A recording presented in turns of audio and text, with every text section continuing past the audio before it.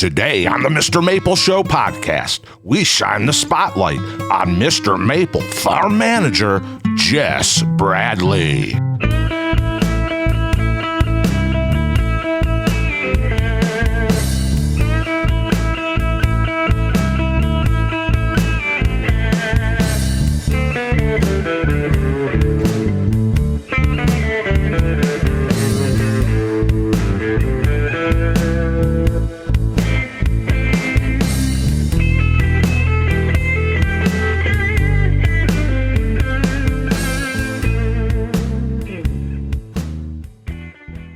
Hey, Maple Mafia. Welcome to the Mr. Maple Show podcast. As customers of MrMaple.com, have you ever wondered what all goes into the daily operations? From pulling orders, shipping the trees, and maintenance here at the farm? Well, today we are doing an employee spotlight with Jess Bradley, one of our farm managers. Today we hope to give you a little insight into how and whom here at Mr. Maple. Jess, welcome to the Mr. Maple Show podcast. Thank you. Glad to be here today. So tell us a little bit about yourself. You're originally a musician. Tell us a little bit about that. Originally I'm coming from Tallahassee, Florida. Played music most of my life. My father was a musician. I started doing it just to have fun and stay out of trouble for the most part. I continued to grow in that. Also, play music with you, which has been a great situation for me. Also knowing that is how I got my job here at Mr. Maple, is this fine gentleman here. So as a musician, are there any artists that we would know? I mean, I know it's always weird to say, hey man, name drop, but who would you name drop? Oh man. It's there's been a lot. I've been able to be on stage and share the stage with so many different people. George Clinton of Parliament Funkadelic, he lived in the same town that I grew up in, so he was always around. We actually got his keyboard player in my band at one point. So I got to meet a lot of the guys who came up in that scene. My father being a musician, I've gotten to meet all kinds of different people. I've met James Brown, I've through him, and I've met Dizzy Gillespie through him. I saw him play one of his last shows before he passed. But I've met Flea from the Chili Peppers. I got to hang out with him for a couple of hours after playing a show. There's so many just different people. A lot of them aren't huge. I never met Jerry Garcia. I wish I had. But just the amount of people that my father and my bands have gotten me around has been really a lot of fun. I've met a ton more than I've actually played with, just from being in a band that played festivals. And so if you're playing a festival, you're around, 40 other bands. And so you're going to run into some pretty big names. Questlove, I got to hang out with him and he gave me some free drum lessons backstage, and can't pass that up. No, it's hard to want to pass any of those up. People who have been doing it longer than you have and are 100 times better than you are. So it's been a great experience. It's something that I did it for so long, and being on the road and touring and all that stuff. When I moved up here, I was retiring from the music scene. I was done with it. It was too much of a headache anymore. It took the fun out of it. So being up here after a couple of years, I really started to realize how much of a part of my life music is. I started going crazy. My wife told me I had to get out of the house and find some musicians to play with because I was driving her crazy. So music's been a huge part of my life. Like I said, my father one of my biggest influences, not only as a musician, but just as a a stand-up guy. He's just a great person. So what was that band? I mean, I know, but they don't know. What was the band that your dad played for? Well, he played for the Indigo Girls when they were first getting started up in Atlanta. He was their first drummer. Maybe not first, but he was in the lead of that. And this, as the story goes, I guess their manager decided that they wanted to make it an all-female band, and so he got the boot. And he kicked himself about that after they went like triple platinum and started selling millions and millions of records. And so he's a drummer, just like you. So is that a skill you just kind of picked up being around it, or is that something where he sat down with you and taught you that skill as well? As far as him teaching me, there was very little of that. Most of it was just learned by being in the room, being around it all the time. From when I was a small 2.5, 3 years old, I started carrying his kick pedal. I started carrying his, snare stand. It was what I could actually lift and carry. And then as I got older, it obviously moved up to moving his whole kit for him. But he played with a bunch of really great guys and a bunch of really, really solid musicians. So I think that more of it came out of the passion that I saw him have for it, and that really drove my passion. I've seen him be really happy with music, and so I wanted that. I wanted to experience that joy from something that I was able to create myself. It was a lot of work, though. I don't feel like I was one of those naturally gifted guys like my cousin. He anything he picks up, he's just great at it. And it really makes me upset because I had to work really, really hard on being a solid drummer. So all the influences throughout the musical life that I've lived have all played a key role in me learning and just understanding what it means to be dedicated to being a musician. It really had played a big part in my life from day one.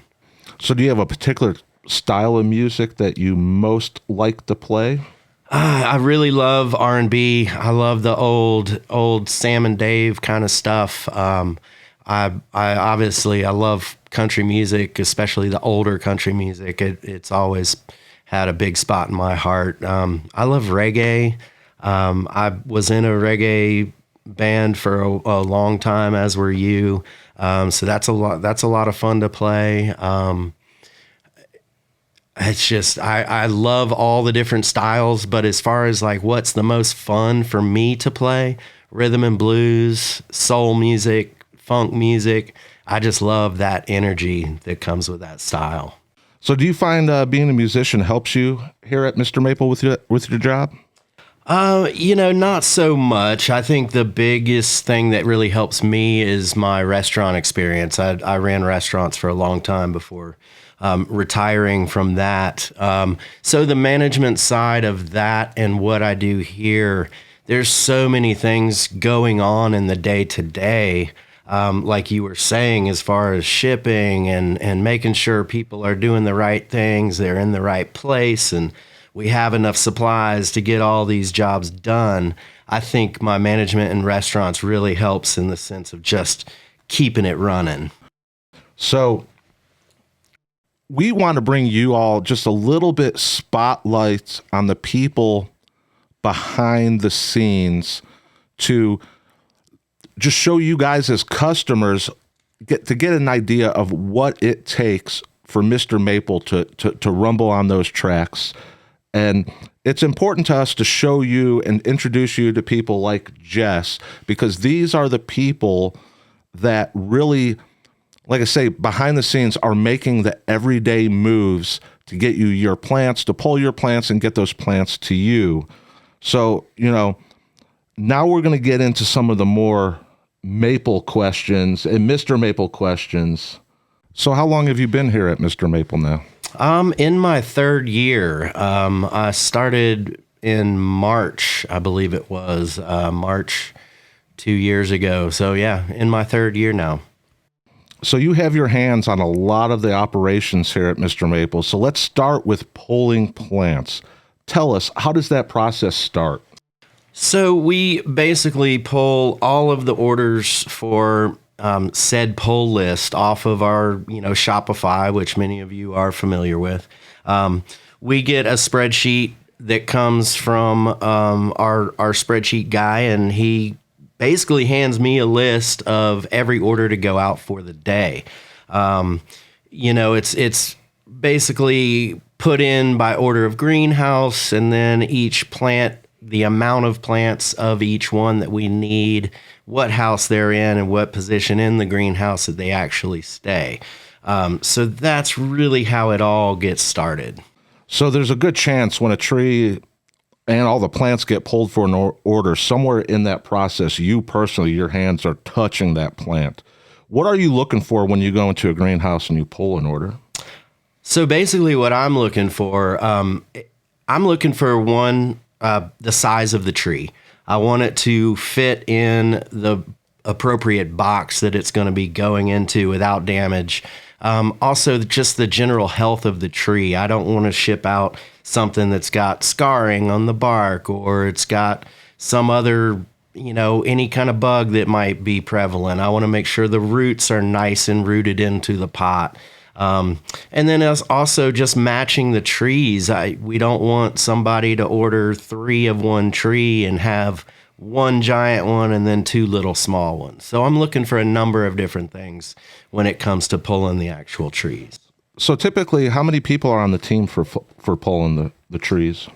So it really depends on the amount of trees that we're pulling for the day. On a slower day, we could have as little as 2 teams with 2 people on each team. On really busy days in the spring, we'll have sometimes 3 teams with 3 to 4 people per team. So we do have team leaders, and those are the ones that we kind of count on to make sure that we're pulling the quality stuff that we're looking for, size-wise and disease-free and that kind of thing. So I know, especially our customers at home, and they're always, they ask, but on a typical normal day, I know it can fluctuate time of year, but on a typical normal day, about how many trees are you guys pulling for the day to ship out? I bet it's got to be a lot. It can be quite a bit. I've seen 1,000 in a day. Our smallest is probably about 100, 150. So I would say on average anywhere between 500-600 trees. So once you get them pulled and out of the house, what is the process that you go through to get those ready before you even get to the boxing stage? What are you doing with the plants to get them ready for that point? So there are a number of things that go on. We, as you all know, we have cocoa discs or geodisc, whichever one they came in or whichever one that we had at the time. So we want to make sure that that is put onto the top of the soil. We're making sure that they get bagged properly. We want to keep that soil contained when they get into the box. And then we're also looking at, okay, this tree is labeled this. Is that actually what tree that is? So we're doing all that. Come summertime, we are nature shielding. We have to make sure that they're not going to lose too much water in the process of being shipped. And overall just checking the quality and trying to make the best product go out. So now you get to the point where, you got all these plants pulled out of the houses, you're getting them prepared for shipping. So now tell us about the boxes here at Mr. Maple. We have different sizes and configurations. Yeah, so we have 3 size boxes. We're looking into a 4th size as well.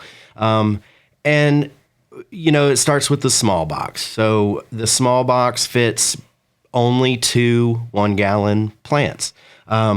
The second box is a medium box. There's a number of configurations that you can do with that. You could do a 2 and 3 gallon size, up to 2 of each. And then you can add other trees in there. The most that we can really fit into a medium box would be 8. We do pay attention to size though, because if you're getting an 8 box and 7 of your trees are over 4 feet tall, well, we have to make an adjustment and put it in a bigger box to keep the tree safe. The third box is our long box. It's the largest that we have at the moment.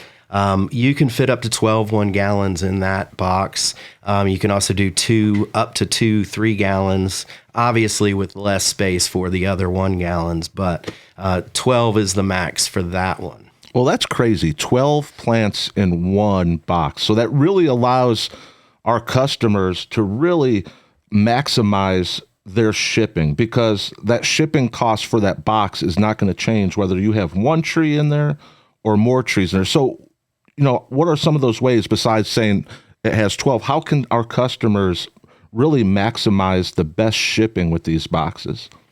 Well, like you said, every box has its price, and so if you know that you're gonna want to get 12 trees down the road, you've only got 8. Well, you might want to wait, or you might want to just go ahead and purchase the other 4, because again, if you get 2 medium boxes, you're gonna pay more money. So it really is about what are you looking to fill your garden with? Are you buying 6 now, and then a month or 2 down the road you're going to purchase another 4?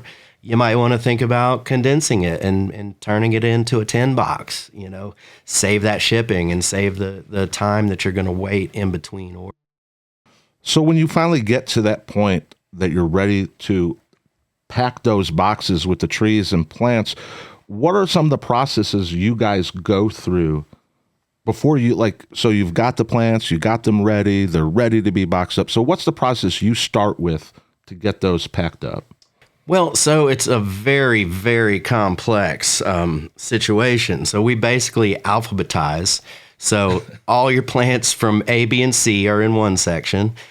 D, E, F, and on down the line throughout the alphabet.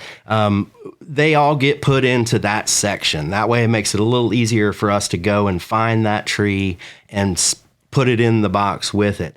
Our boxes have a shipping label and a packaging label. So essentially, once everything is ready to go, we have a team of between 4 and 6 to 8 people who are running around locating the trees for each box. Once they are put into the box, we have another group of people who come through and they check to make sure that the right tree is in the right box that matches the right shipping label and packaging label. It's a process we've come over the years of getting it right as often as we can. Mistakes are made. We're all human, but we do try and limit that by having 2 or 3 people checking to make sure that each one. So do you have any tips for our customers? So when they get their MrMaple tree, get their box, for unpacking that box, do you have any tips for them? Well, I do. The first thing that I'm going to do when I open up a box is I'm going to, number one, check the trees. Make sure it's the right tree that you received. Also, feel if it's dry. If it's dry and it needs water, it may have been sitting on the FedEx box or box truck for up to a week. Things get lost in FedEx. So you always want to check to make sure it's got water. It needs to have water. Plants need it. Just like we do. So if it's dry, go ahead and water it. You don't want to take it out, leave it in the bag, and just set it off like, oh, I'll take care of that next week when I have a day off. Go ahead and take the bag off, check the water, make sure that your plant's healthy. We do have a replacement program in place, but that requires, if something's wrong, we need to have a picture and we need to make sure that it is something that we need to fix. I also think it's, so like when this is being recorded, while we're doing this, we're heading into December, those colder months. So in terms of that shipping, this is a great time for all you at home to order trees and not have to worry as much. So if you're on the West Coast, here at Mr. Maple, we're on the East Coast. Trees are deciduous. They go dormant. So this is a great time because those trees can actually sit on that truck in that box longer. We don't have to worry as much about that tree. So one, this is a great time to be ordering trees because of that. And then also I would think that when you get during the summer, spring or summer, these trees are coming out of greenhouses. That's right. So it's not a bad idea when you get that to first, like you said, give it water, make sure it's not dry, but maybe keep it in some shade and move it around before you just stick it in the ground to help it get acclimated. Because I've personally had that where I'm just going, my driveway is 6 minutes from Mr. Maple, and I've gone into that greenhouse, pull a tree, say, oh, I love this. This is going home with me. And I get home and I stick it out there, and I come back a few days later, and it not being in the greenhouse and being in that sun and the exposure, it experiences some shock. And that's 6 minutes down the road. So I would also recommend that during those months, if you get a tree from us, keep it in the shade, make sure it's watered, and that way you can let it get adjusted to your climate before you go stick it in the ground. Give it some moment to get adjusted.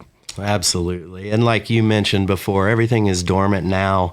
So the chance of your tree getting, dried out and getting damaged in shipping and whatever, most of the time you can go ahead and just pot it in the ground or repot it because it's dormant. This is the perfect time to be doing that kind of stuff.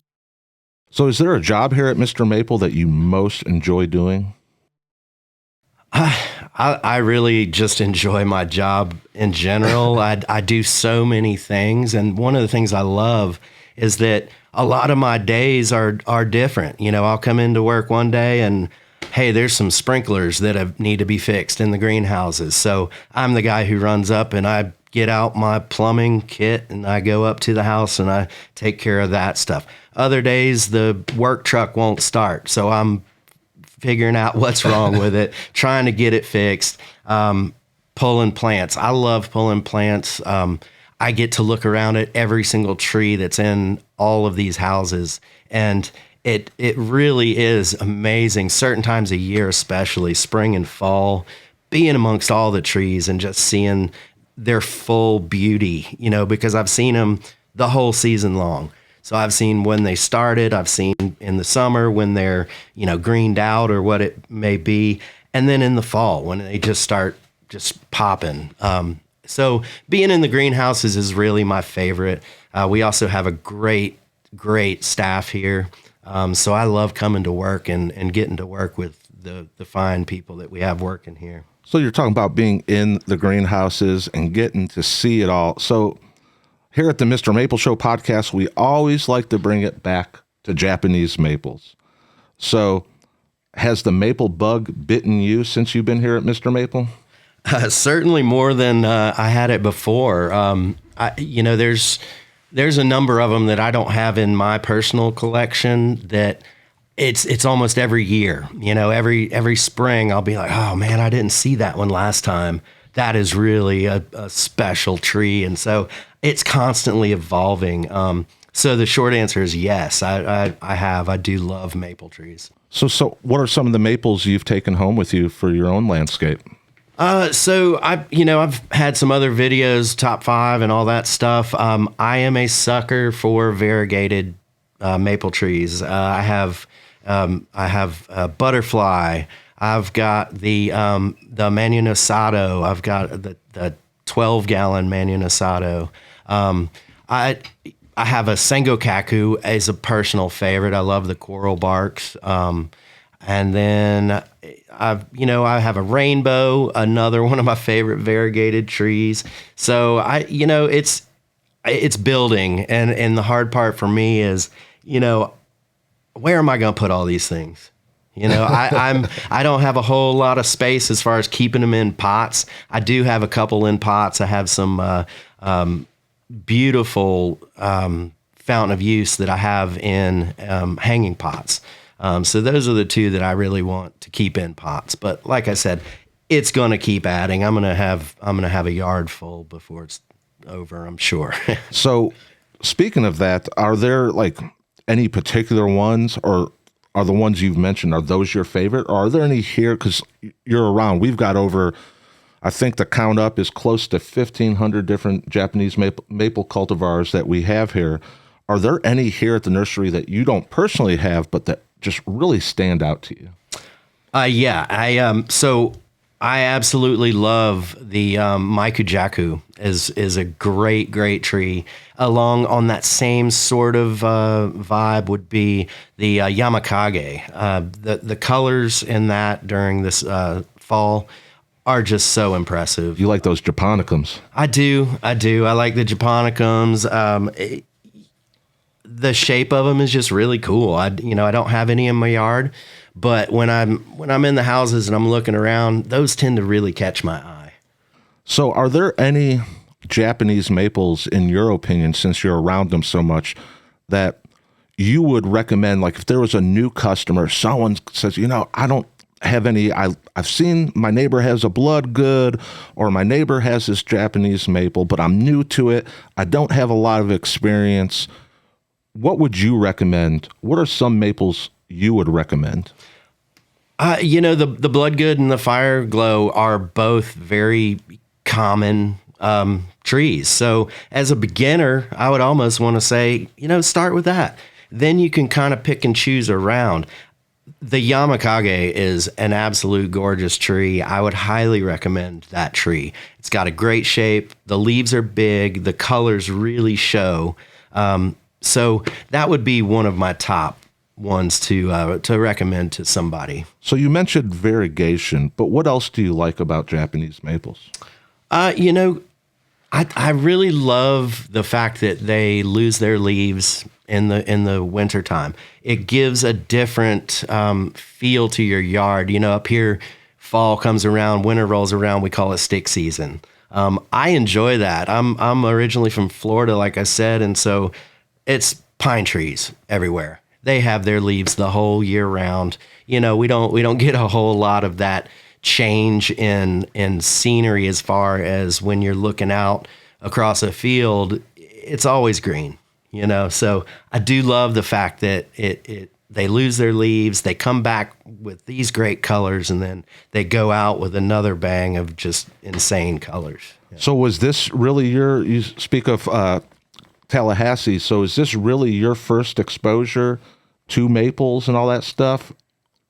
I mean, they didn't have any type of maples or anything down there? Well, they do. And as, ornamental stuff, yes, I've definitely seen my share of them.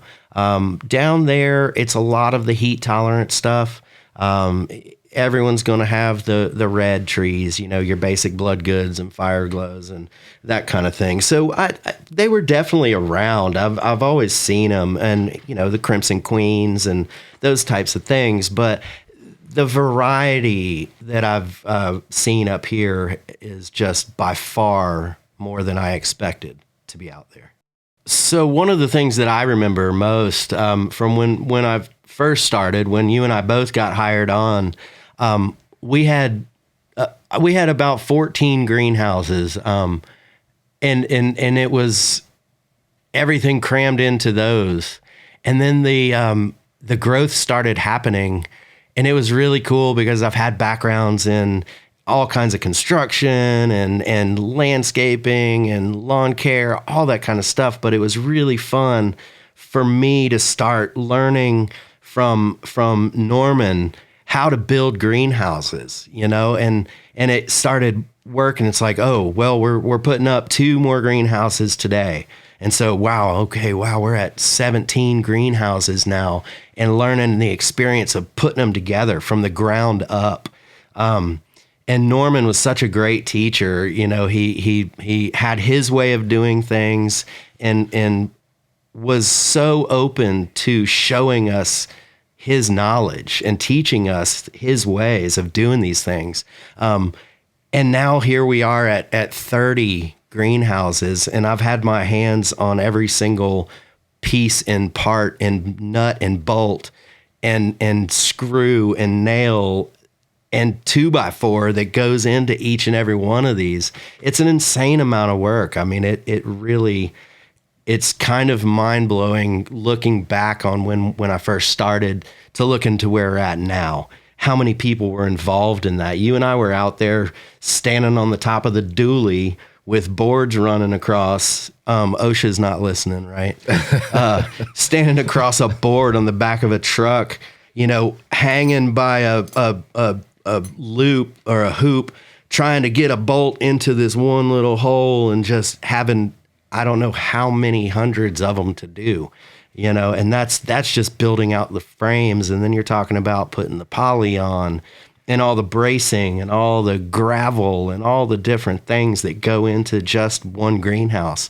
And here we are doing it 15 more times, you know, and each one's a little different, you know, the grade is a little different on this one. So you have to adjust how you're putting it together, you know, and then they found out that I knew how to do some plumbing.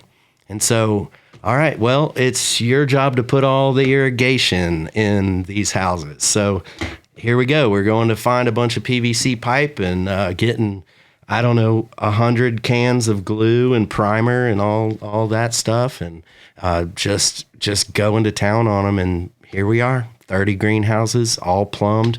Now they're on timers, and so I was able to learn how to put timers on these things. And it's come a long way from us having to, you know, go down and turn this house on and time it for an hour, and now we got to go switch the greenhouses. You can only run this one while this one's running. If you do too many, it's not enough pressure, and learning all those things. It's been exciting, you know, and now it's so much easier. I pull up my phone and I go to my little app and I'm like, oh, that greenhouse needs to be watered.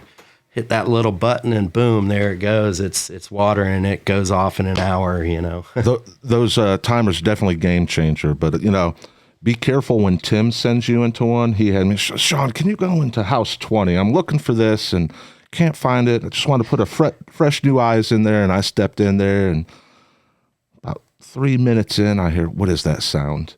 And that sprinkler turned down, and I took off running. I said, Tim, so you got to watch it. Watch out for Tim, because he might send you in, and oh yeah, you might get soaked for a minute. Yeah, and I think you know, I think I play the little fun game with some of our crew around here. Sometimes I'll send them into a house and say, hey, I need you to go find this tree that I know isn't there, and I'll send them into the back of the greenhouse with no escape and hit my little button, and all of a sudden they're getting a little cold shower. But, you know, middle of the summer, who doesn't like a cold shower? You know, in those greenhouses, you get up to 110, 115 degrees. So, you know, a little water never hurt anybody.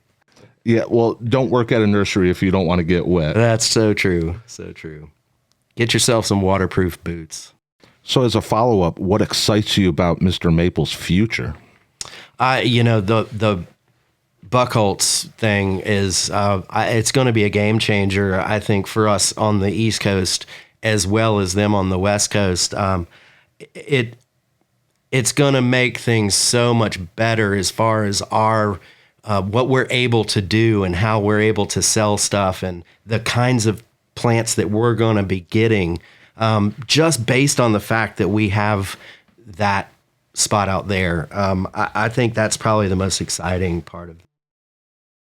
So before we wrap things up, is there anything that you want to leave with us and our viewers and customers that I didn't get to ask?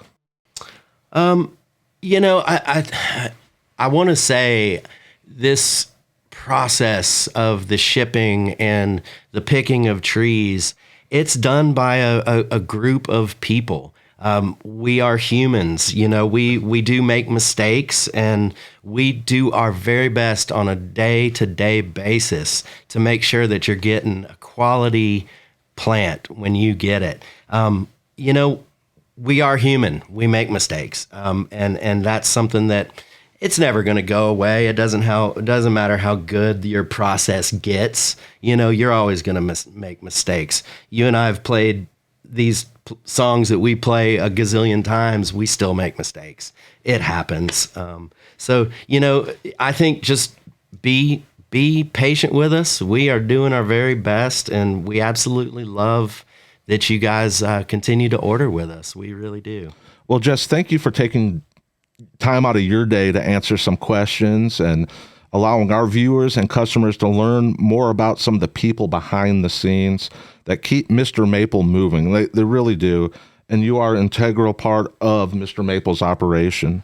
I know I've told this story before, but we had an employee that asked me when they first started, what do we do when it rains? And all I could say is we get wet. Yeah. So Jess, you and the rest of the team here at the farm work in all weather conditions, day in and day out, to bring the best of Mr. Maple to our customers. You and the Mr. Maple team make what we do possible, so thank you. And y'all, thank you for tuning into the Mr. Maple Show podcast. You can always join in on the conversation by going to our Mr. Maple group on Facebook.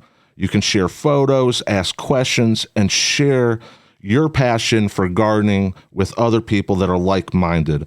And also be sure to leave us a 5-star review on Google. It goes a long, long way and is truly appreciated. And you can always go to check out MrMaple.com, where we have over 1,500 different cultivars. Y'all take care, God bless, and have a great day.